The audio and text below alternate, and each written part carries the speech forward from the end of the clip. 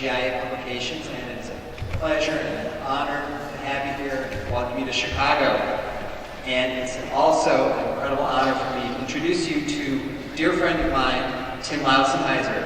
Tim and I started working together about 30 years ago. I was blessed to see him at the Iowa State Music Educators Conference. And I said, Tim, have you ever written a book? And he said, no, I've never really written a book. And back then we did all our correspondence with a postage stamp and first-class mail. And here we are 30 years later with the internet and technology. But Tim has defined leadership and music education. He is probably one of the most, if not the most sought-after speaker at conferences all over the country for music teachers. He also does an incredible number of amazing workshops for our young people, for high school students on leadership. And Tim and I believe that leadership is a skill that can be learned and taught and refined. And it's a discipline, and we all have to stay on it, on top of it, and no one can really explain that better than Tim. And we're so honored at GIA to publish a wide range of your books, and thrilled to have you here today. So thank you, Tim. Welcome.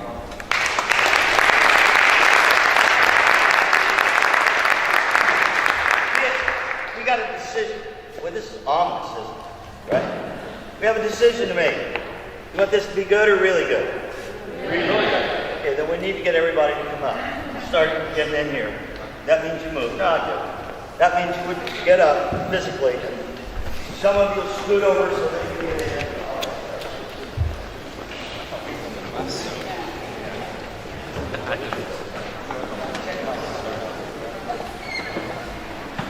Come on up.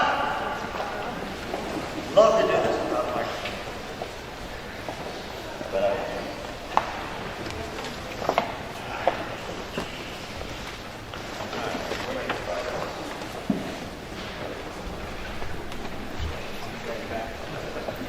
I know you don't want to do that. I'm totally aware of that. I was doing a teacher in service, and afterwards they gave me the evaluations, which you should never read, by the way. Because there can be 99 good ones and one bad one, yeah. And of course you dwell on that. And one guy said, I like him up to the point he made us move forward. Which apparently is the first thing I did. That's not offended by people. Oh, it's a Manhasset. Manhasset makes 1 out of every 12. When you lift it up, it comes right up on your chin. Where's the people that I just hung out with for the last hour and a half? Oh, thank you. That was really fun. Alec is so nice and so generous in his introduction. I'm not a keynote speaker. I don't want to disappoint anybody. When he said, would you do a keynote address, I went and looked it up. Here's what it says. Keynote address, a substantive message delivered in a scholarly fashion. I'm a drummer, so the chance of this coming to me is very slim. Actually, I'm a storyteller, and my wife my wife's a 10, and that's on 5 scale. She's just remarkable. We went to first grade together. Isn't that disgusting? I worship the lady. I worship her. And I've never been married by smarter than I am again. I've learned my lesson real well. But I called her this morning, and she knows Alec, and Alec's been in our home. And she said, what's wrong with you? I said, I don't know. She goes, you're upset, aren't you? I said, no, I just don't want to disappoint Alec. I said, Andrea, what if these people don't like me? She said, Tim, there are so many people that don't like you. A few more are not going to make a big difference. No, I wonder if you like me. Looks for itself. Typical man, you couldn't have your new couch. She said, I'm going to tell you something that I'm going to hang up. She said, if you were a total failure, Jim, I would still love you. She said, I miss you terribly, but I would still love you. That's where we're starting on this thing. Curious here. How many of you are in this room right now because of a music teacher? Either are friends. How many of you might have chosen another profession had your life not intersected with that particular teacher? It's like the same answer. So, did the lights did you school out? Hey, work with me, man. This is going to be hard to understand. So, I mean, what really got you? Was it the music or was it the music teacher that got you? And probably the answer is yes, right? Yes. But it was that teacher. It was you that got her. I wouldn't be here if it weren't for Miss Sellers. And by the way, she will always be Miss Sellers. I couldn't call a lady by her first name if I had to. I could call her both by his first name easier than I could call Miss Sellers. She was I knew stuff and stay with me because it's relevant to you. I came from a little country school. There was 212 in our high school, and there was 202 in the choir. Miss Sellers. Man, we had choir in the gymnasium because that was the one place that was big enough to hold us. And they would drag in that old SD piano. Yeah. She'd go, sit down. We didn't look for a chair. Bang, wherever you were, you went down. And she goes, and now we'll sing. And we sang. We sang good music. And if you ever happen to be lucky enough to go to that recreational mecca of Bluffton, Indiana, which is nowhere, and you go to any church, when it's time to sing hymns, everybody will stand up and they will hold their hymn note correctly. And they will sing their part. Wasn't Miss Sellers? Correctly. She changed the community. She didn't just change lives, she changed the whole community. We all sing because of Miss Sellers. So she proved what I've always hypothetically thought. Can everybody be a musician, yes or no? Absolutely. Everybody's born with the propensity to be a musician. And then if some of them are lucky enough to get around people like you, you can develop that at the highest level. I always feel so sorry for those kids who don't have somebody like you. And they never experience that incredible joy. So, stuff. Somebody was coming in and somebody said, I heard Tim a long time ago. How long has he been doing this? How many of you are teachers, like public school teachers or whatever? I was doing teacher in-service, and there was a young man sitting up in the front row, and he was so excited. He was writing stuff I was saying like it actually made a difference. And every time I looked down, he was smiling and this sort of thing. So afterwards, he came up. He was obviously in the teacher, yeah. He came up and he said, I got to tell you something. He said, I wouldn't be here if it weren't for you. Well, that makes you feel good, doesn't it? I mean, one of the people you're working with comes up and says, I wouldn't be here if it weren't for you. And I said, well, what a nice thing to say. I said, are you a musician? He goes, no, I'm an English teacher, but I wouldn't be here for you. I said, did you get some tapes or come to a workshop or something? No. He said, I've never seen it before. I wouldn't be here for you. I said, okay, spill, what you got? He said, in 1983, you were doing a student leadership workshop for kids in our area, and the various music teachers brought their choir and orchestra and band kids to this event. And he said, one of the exercises that you did is you had people get up and sit beside people they didn't know. He said, it's the first time my parents met.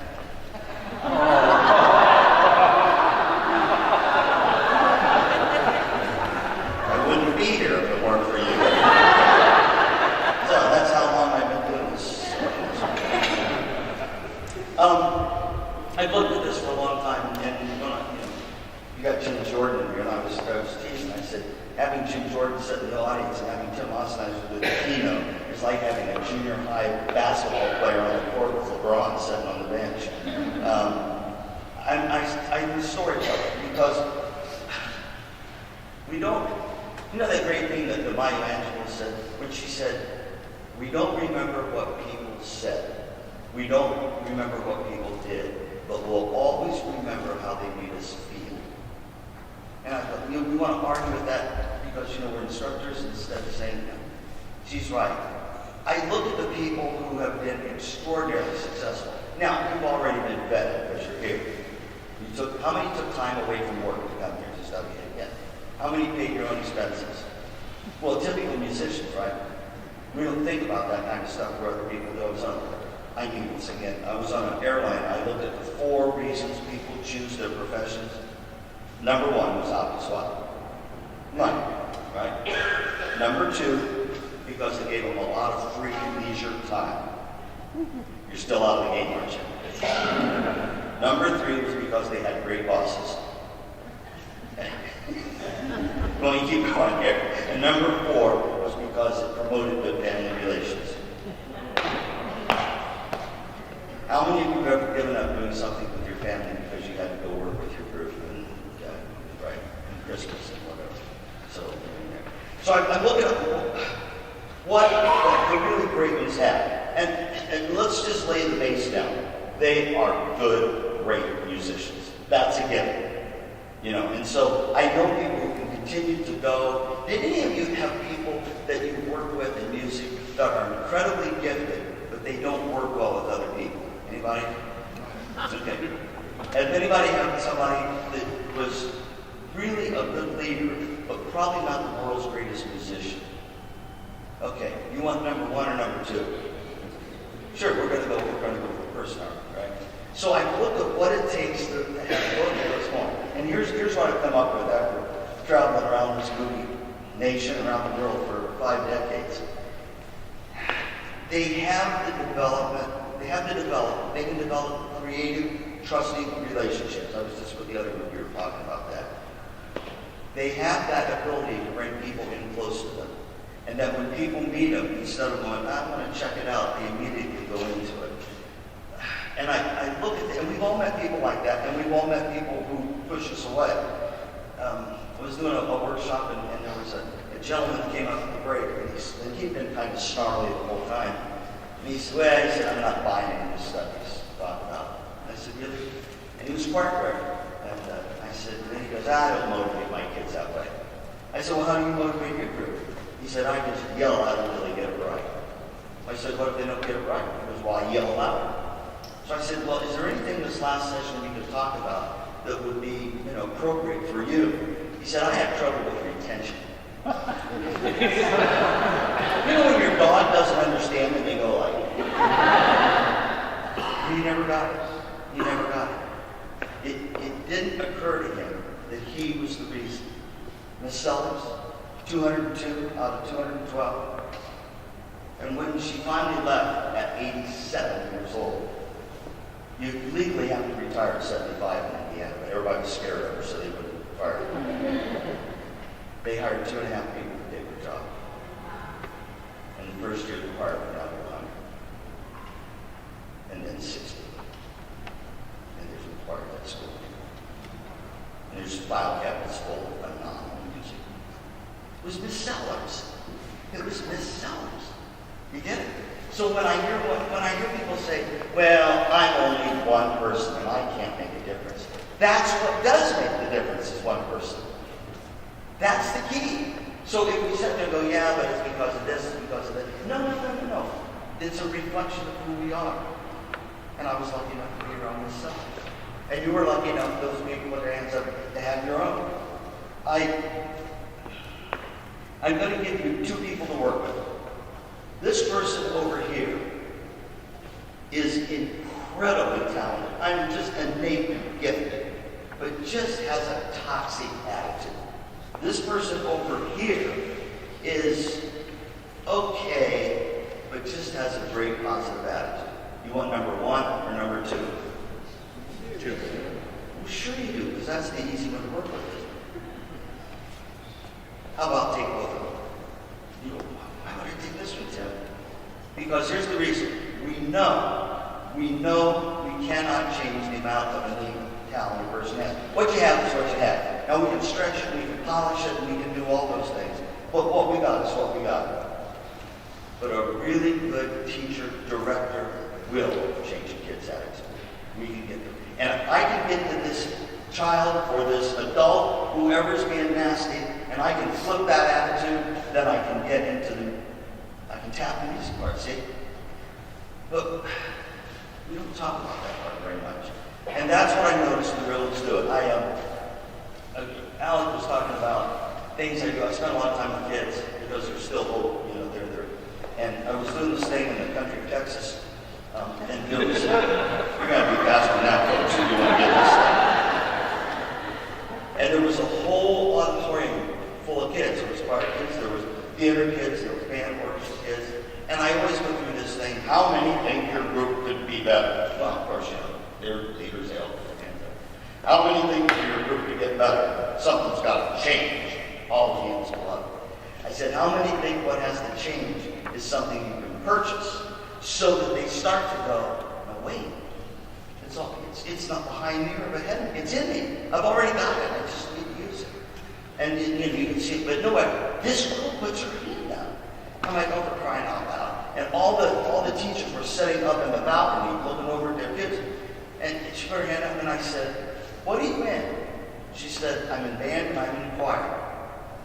And I said, which one do you want to change? She said, band. I said, what could you possibly buy that would make your group better? She said, a new director. She's spot on, isn't she? You should see the directors. Oh, my God, was that my kid that said that? I said, well, come and see me afterwards. I kind of just skated over it. Then I watched her during the workshop. She was on it the whole time. She wasn't being a smart one. I asked her, she told me. And that kid was on it from the beginning to the end. So kids were coming up and talking to me at the end. And she was standing there, and I turned to say something to her, and she said, no, go ahead, take care of everybody else first. Which is another sign that she knew what she was doing. So finished, I went over and I put my arm around her, and I said, you know what?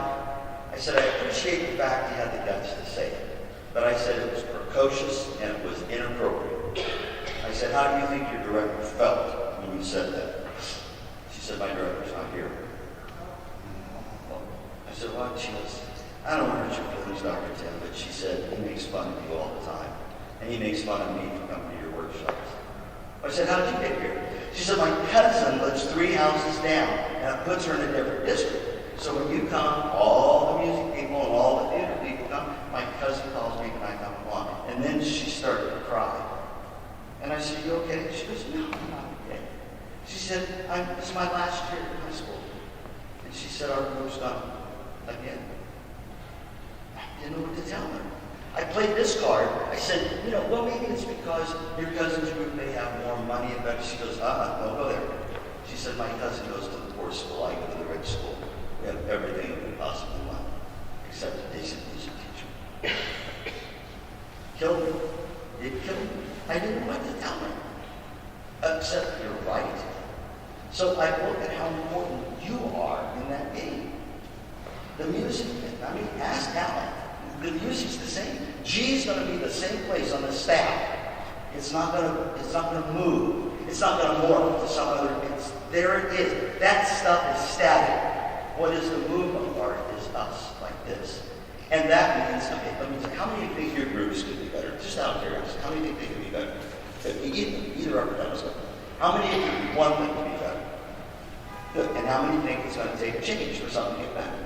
Now, is it going to be new hymnals? Is it going to be a better practice facility? And we can all use that. It means that you and I have to change our habits. And people hate to change habits. So we'll have some fun with this. Somebody asked me to do this. Would you take your hands and put them together like that? Okay. Now, here's my question. Did you have to think about it, yes or no? No, you just did it. It's a habit. Now, see if your left thumb is on top or your right thumb is on top. Okay. How many had your left thumb on top? Good. How many had your right thumb on top? Okay, so which is the correct way, left or right? What do you want to say? Yeah, you want to say your own. It's just the way you do it. It doesn't make any difference. This is a wives' tale, so don't get too jazzed about this. Where's my left thumb people? You're supposed to be good lovers. Where's my right thumb people? You're supposed to be good thinkers.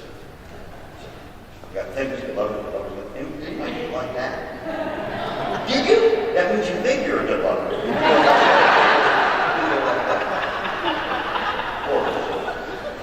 Take your hands apart and reset your fingers the other way and put the other thumb on top. How does it feel?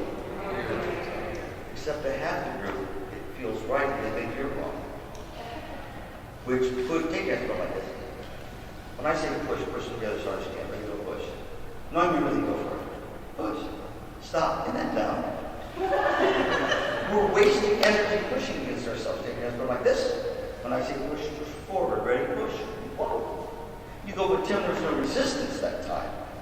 Yeah. So if we get mad at the superior or somebody that we're working with, that's taking energy away. Now take your hands, put them about like that, real close. And the minute I say go, you clasp them together as fast as you can. Go. How many went the old way? That's why I'm pretty ineffective, to be perfectly honest. Because I can get it over to knowledge, but wisdom is when you integrate the knowledge. It's not, knowledge is easy. Oh my gosh, there's so much information out there. Knowledge, the ledge of knowing. How many of you know French fries are bad for you? They'll clog up your heart and you'll die eventually. How many of you eat French fries? Listen. Apparently I do too, right? No, it's not the knowledge. So we can keep adding more knowledge, but unless we integrate it, it doesn't make any difference. You've probably already got a ton of knowledge from the conference, but if we don't use it, it's no good. Now, back to our game. Make your hands like this again. The minute I say go, you're going to clasp them together as fast as you can, but you're going to go the new way. Ready? Go. You see, people miss, they're like, whoa, whoa. Same part again. This will be fun. That's exciting, wasn't it? Thank you, Matt. New way. New way. New way. We get a little groove going. Now, see if you do just enough to get by, or you open it up a little bit. Now, I would have to do this the same number of times you've done it the other way to make it feel right. Get ready, we'll go the old way. I'll tell you what. Switch. Does that feel good? Slippers on. Now we're going to switch every other one. Ready? Go. Switch every other one. You're doing great. Stay in there. Follow me. Good. You want truth or feel good? Truth or feel good? Okay. When I said follow me, when I was here, most of you were here. Now, it's not that good, it just is. We do enough to get by, yeah? Don't the people that you're leading do that?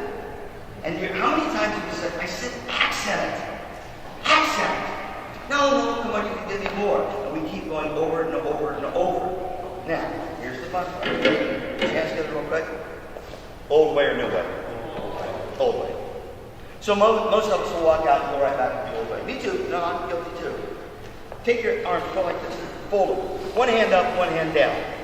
See which is up, see which is down. See if the person beside you has the same one up. And if they do, you think they're smart or something like that. Or Yankees fans or whatever. Ready? Now take them apart. Shake. Reset them the other way. You see people go like, I'll just go back to my way. You want me to help you? Take the hand, go back the first way. All right. The hand that is down, take up. The hand that is up, take down, around, and in. There you go. Wow. But if I say fold your arm, most of us go back to the old way. Because we've got 20, 30, 40, 50, 60 years of doing it this way. And you think we're going to offset it this way? How many of you work with young people? You've got it made because the habits aren't quite as set yet. Now, if I were you, I would say, is Tim saying that we're going to just all jump over there and grab the brass ring? Well, yeah, pretty much. But to do it, we have to go through a process that most of us don't want to go through. Just do this one. Take your hands and clap like applause. Real loud, real loud. Watch the release. Do it one more time. And really, blister, hurt, like go. This is the way you clap your whole life. Flip the hand. And listen, go.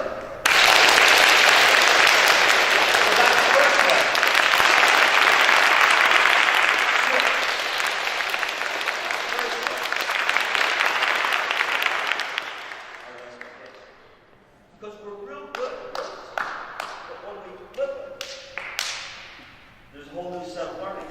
So when we give people new pieces of music, that's why why people, you go somewhere and you'll go, oh good, we're doing something I know. But we grow from something we don't know, yeah? So put your hands together real fast. You know what I'm going to ask next. You go, darn it, I have to stop and think about that. So, the ability to create those relationships, right on. Here's the second thing I see. And this is going to sting a little bit.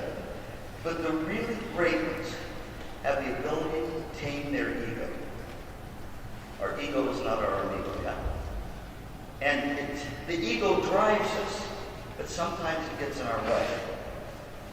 Many of you have been in a situation where, you'd have been better off just not to say anything at all. Well, I still teach 1 night a week at Butler University every other semester, and I love it, and I just love it. I love those college kids. And there's one little girl in there who's just, Amy is just my favorite. She sits in front row and she always smiles, and she smells good, all those sort of things. She's always sparkling. The other night after class, she came up and she wrapped herself around me and she goes, Dr. Tim, she said, I love this class. Yeah. She said, and I love you, Dr. Tim. Ooh, it's even better. She said, you remind me of my grandpa. Little snot, right? Instead of saying that's probably the best thing, that's a great honor. I remind me of my grandpa. How many of you travel and get on planes and do that stuff? Those of us who travel know that business travelers are really fussy. I was teaching at King, and I did a night class, and I ran to the airport, and I had to fly to LA. Excuse me. Had to fly to LA, and then on to Singapore, yeah? So the class ran over, and we've all been through this, so I'm telling you, all you got to do is transpose your situation online. And I ran over, got there, had this traffic jam, got to the airport, and now in the airport, they don't help you. You have to do that kiosk thing, Well, I'm a drummer, so I'm getting it, nothing's happening. And all of a sudden I heard, hey, sugar. And I looked around, and there, behind the U.S. it was still when it was U.S. Air, behind the U.S. Air counter was this Afro-American lady. And she was pressing 400 pounds. And she popped those white teeth at me. And I went, she goes, yeah, sugar, you, come in. And I went over, she goes, you can't get that damn thing work, can you? And I said, no, and I'm in a hurry. I was really hurt. And she goes, oh, that thing goes out of business. She goes, give me your driver's license. Give it here. And I said, I'm in a hurry. She goes, I know. I'm trying to help you. And I'm like, and so she goes, look. She goes, okay, you're going to be fine. Thanks. She had a bag of Oreo cookies there. And there's Oreo dust all over everywhere. Right? She goes, you want a cookie? No, I don't want a cookie. I want to get on the airplane. Quit stalling, right? Okay, here we go. Lots of misery. Well, I said, that's pretty good. She goes, what? Well, I said, in fact, you said lots of misery like that. I said, most people struggle with my last name. She goes, well, it ought to be good. It's my maiden name. She goes, yeah, I was a lots of nicer. Back and she goes, who crossed over? She looked up and she goes, you don't have to be from the Lautzenheisers in Indiana, do you? Yeah. She goes, well, isn't that something? Now she said, sure. She said, you don't have to be from the Lautzenheisers around Fort Wayne, Indiana, do you? Yeah. She goes, you know any Lautzenheisers in Bluffton, Indiana? I said, Bluffton's my home. She said, you're not believing. She said, sure. She said, you don't have to know George Lautzenheiser, do you? George Sr. was my grandpa. George Jr. was my dad. She goes, sure, you're not going to believe this. I said, ma'am, at this point, I'm going to believe anything you tell me. She said, your great-granddaddy and my great-granddaddy were half-brothers. I said, Grandpa Lautzenheiser never said they had a half-brother.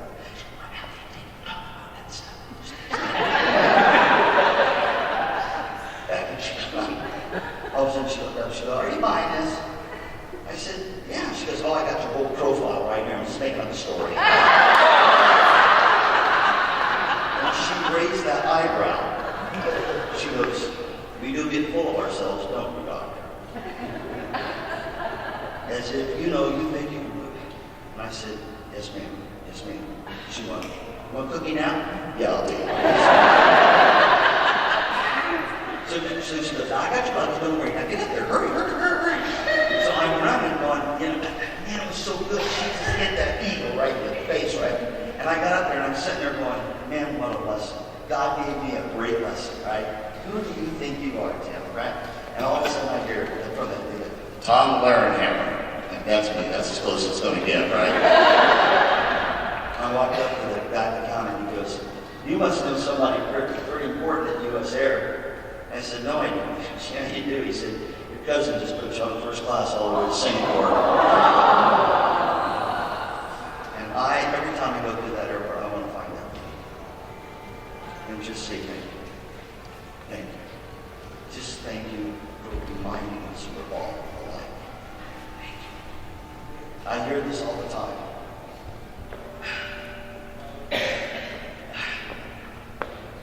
We're all created equal. We all have 24 hours a day. How's that? And that's how we use the 24 hours. And the people that are successful know time is the commodity. Time's the one you can't pay. Time's the one if you don't spend it, you don't get it back. And you have time with people in front of you that you can change their lives for the better. And I don't want the flag to drop and Impossible Dreams start playing. I'm just telling you. Most of us are in this room because of a music teacher, and if that's the truth, then it should play out the next for you to pay forward. I don't think there's any other person that can get in front of a group that can have the impact that you have. Maybe a coach, if you play, if you're not mentioned, yeah? We play everybody, don't we? Music is like sports. No, it's not. Sports, only so many are out there. They have a bench. Do you have a bench with your choir? I mean, like during a concert, do you go, Jeffrey out, Stewart, in for Jeff right now? You like to have a bench, right? We don't have a bench. We'll take along, right? You can fog a mirror. We'll get you in there somewhere. Because music is a place for everybody. Please understand, I'm an academic, and I think math's important, I think science is important, I think English is important, but who said music's not just as important? Who made that call? Because people that are successful, always there's something connected with music. And we do all the testing, and all the kids in music come out higher, blah, blah, blah. And I appreciate that. I think that makes sense to people who are making decision makers, that makes sense to. But any kid can do that. When a drummer's going to explain neuro blanking in your mind. We have supposed to have 200 billion brain cells. Now I'm a drummer, so I'm down a couple mil, but it's not a big deal. When you have a thought, an electrical impulse fires and connects those. That's called intelligence. Now, until 2004, we thought, this was a hypothesis, we thought that everything that you learned was in there somewhere. Till they got an MRI machine strong enough to watch the brain work. And they found out that those dendrites, those mind maps, if they're not reinforced, they will disappear. How many of you took, I don't know, algebra in high school? And got a decent grade in algebra? And could not pass an algebra test right now if you had to? Where did it go? Now, if we went back and took algebra again, we would learn it faster. But it's not there right now. But this will be fun. Stand up, this will be fun. How's it fun? This will prove the point. I don't want to step on anybody's religious values here. Let's just do Amazing Grace on ah. So we're going to do the words ah, ah, ah, ah. 1, 2, 3. Ah.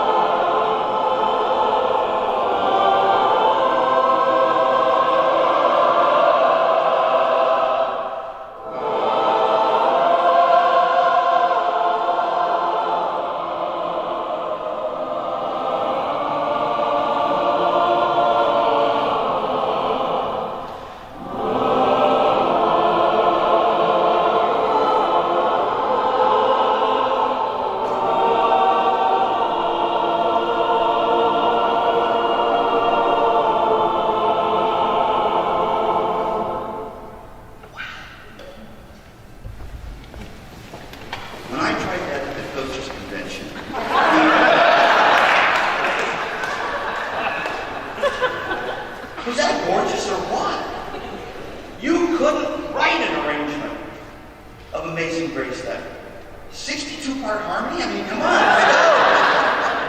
And did you hear the second time through how the embellishments happen? And people, when you want the fifth, I'll take the third. And we're going to take that away from kids. We're going to take it away that when people in church stand up and just hold the hymnal for their spouse and don't have that feeling, oh my God, that's gorgeous. Maybe we should do like more on the rain, just so rain. But it was there. Algebra is gone. But Amazing Grace is there. Did you practice it this morning? Did we tell you what part you were supposed to sing? No. It's there. We don't sing Old Lang Syne for a year, and we know all the words, but we have no idea where we put our car keys. Right? Because it's that side of the brain. Now, here's the good news. That same temper, when your mind learns anything with music, it does a thing called myelinating. It puts a coating around that mind map, and it will stay for almost ever. That's why people, amnesia, people who have Alzheimer's disease and so forth, they can still sing. Because it's there. That's the same scaffolding that people put on top of math and science, and it's the same scaffolding. They're not smarter. They just use more of their mind because of music.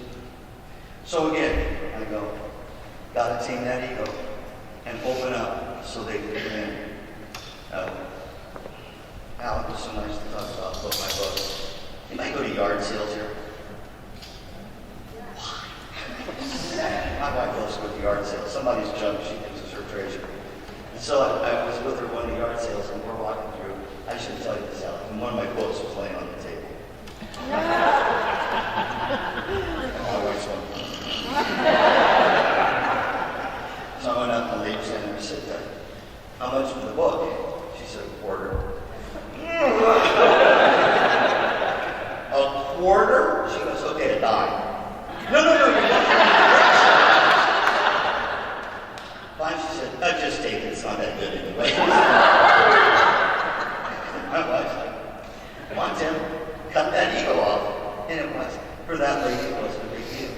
But you want us, right? The I need wants to get in there. So here's the last part. You guys are fine. The really good ones have a positive, now this is going to sound something, have a positive attitude towards the value of music. Does that make sense?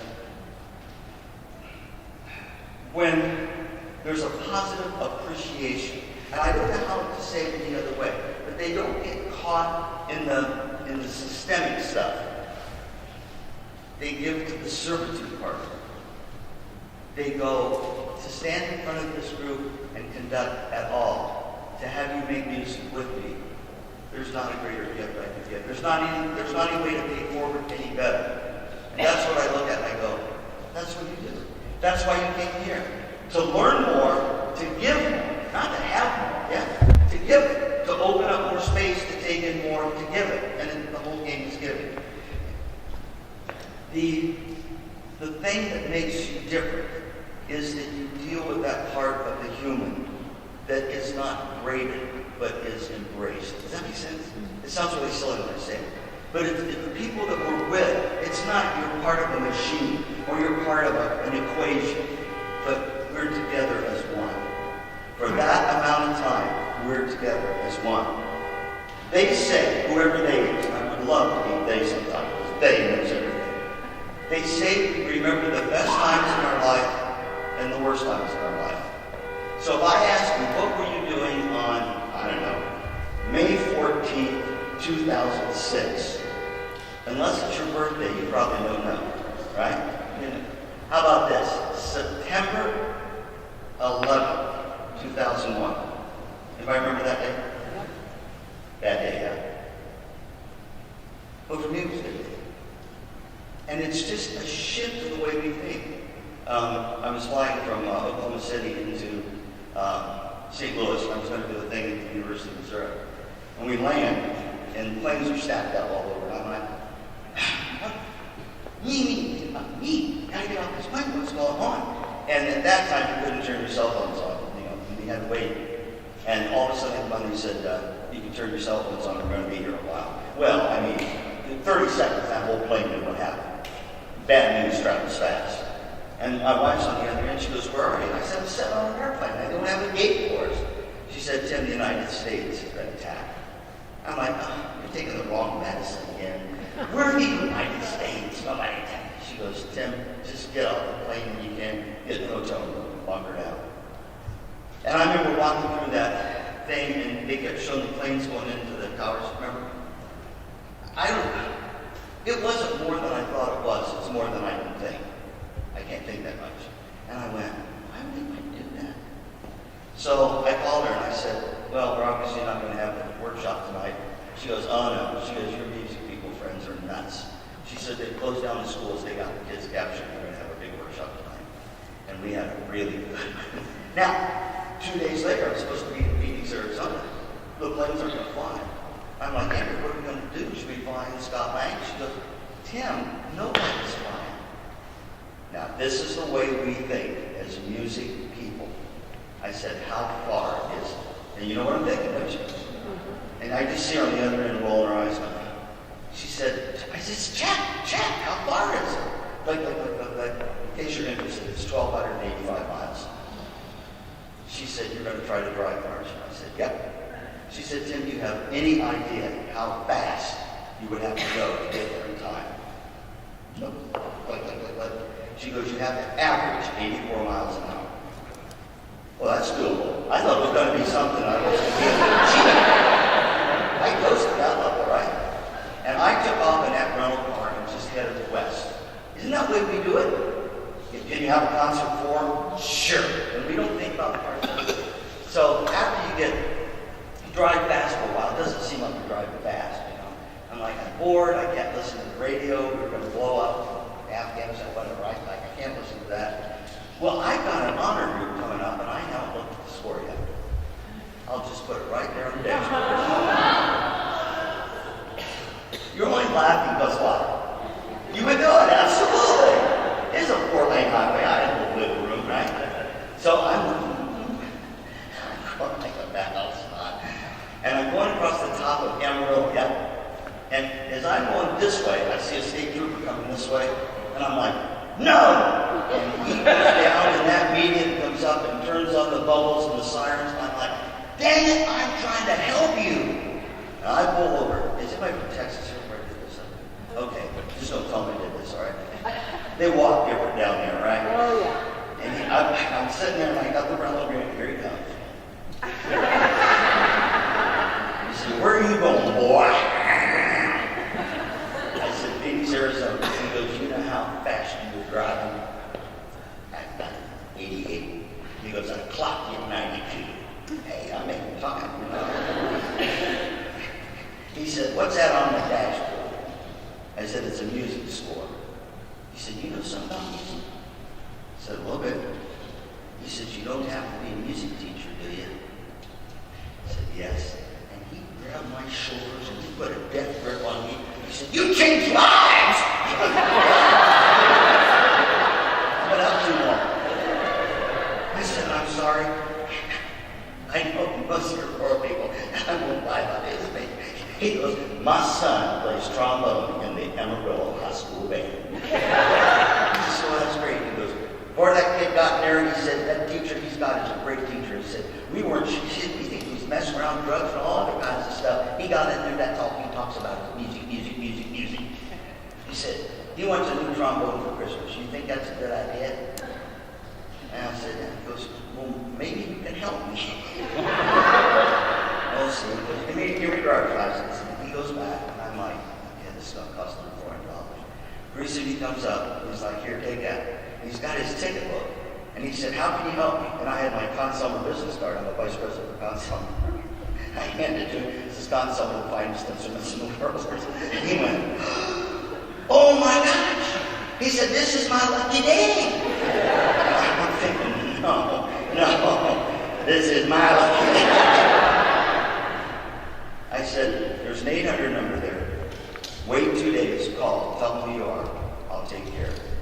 He goes, well, what kind of trombone should I get him? He's got his ticket book.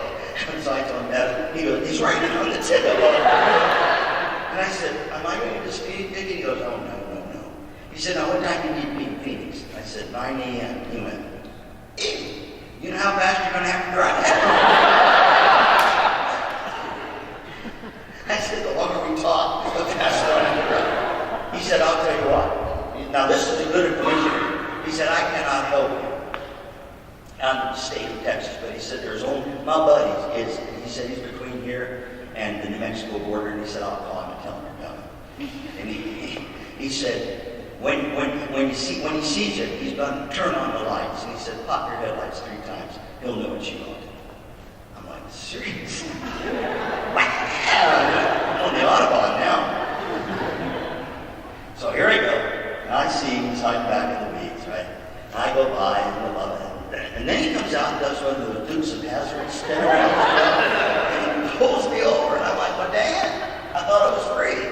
He comes up and he goes, "You Tim Lautzenheiser, something, whatever it is?" I said, "Yes, sir." He goes, "You're the guy my buddy picked up in Amarillo?" I said, "Yes, sir, I am." And he goes, "He didn't get the number on that trombone." He said, "We're going to spot you all the way into Phoenix." I said, "I have no idea what that means." He said, "Generally," that's good information. He said, "Generally, the state trooper's going to be on your left." And he said, "They're looking for you." And he said, "You know the headlight thing." He said, "We'll get you there, Ty, don't worry." I got there 20 minutes early. And I walked in, I splashed water on my face, and did my "please help me." And I walked down on that stage. There was 1,100 kids waving American flags, singing "This Land Is Your Land." And I went, "It's not going to get better, Tim." And I mean, that was the most gorgeous sound I ever heard in my life. And the whole day with them was there, appreciating what we had, because the day before somebody would remind us what we didn't have then. So I looked at you and I thought, what do we want? The people that we deal with, even the ones that, I mean, we all want to deal with the really great ones, me too. I'm not sure that's the ones that makes the difference. I think the ones that are hidden back there in the section, we may not need, those are the ones that we make a difference with. And if that isn't worth standing up for, I don't know what is. And when we get to wherever we go at the end, and somebody says, "Were you all that I wanted you to be?" we say, "Yeah, it made a difference." Now, here's what makes music different, and I'll get out of your case here. First of all, can we thank Alec for putting this thing together? He just does a great job.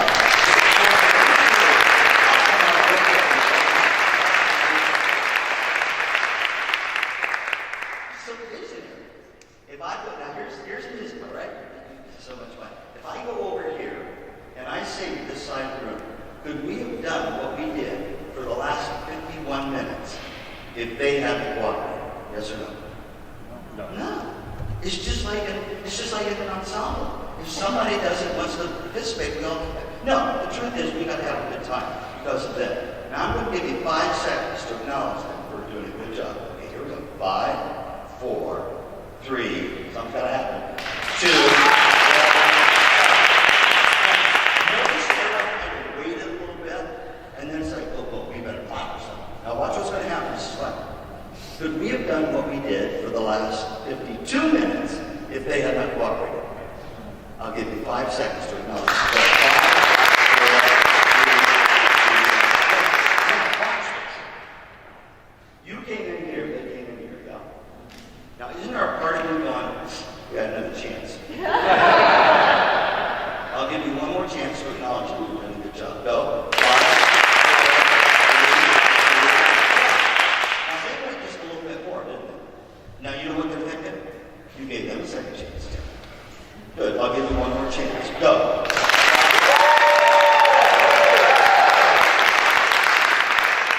They added some visual stuff, didn't they?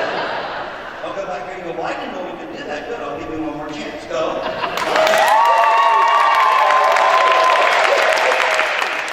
Go back here. There are people who get up on the benches. What's your point, Tim? Let's not wait to compete to stand up for what we believe. Let's just stand up for what we believe. Now, an hour ago I asked, how many of you are in here because of a music teacher? And lots of hands went up. Can you just for a second, just put your feet on the floor for a second? And just for a second, I want you to see that teacher's face in your mind. That person who stood part of your ensemble, whether it was in the church, whether it was in the schoolroom, that person that really you resonated with, and they resonated with you. Now look out. Do you think they knew they were that powerful? No, I don't think so either. I think they're just getting concentrated. Right? And you know what will happen? This is what will happen.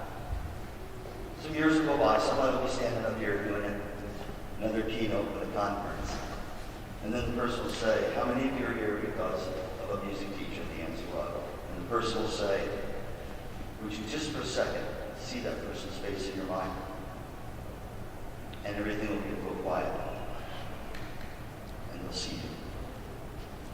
They're looking at you right now. Wherever you go, they're going to be right behind you. And if we can raise the bar for ourselves, we're going to raise it for everybody. Thanks to Alan. Thanks to all of you. God bless.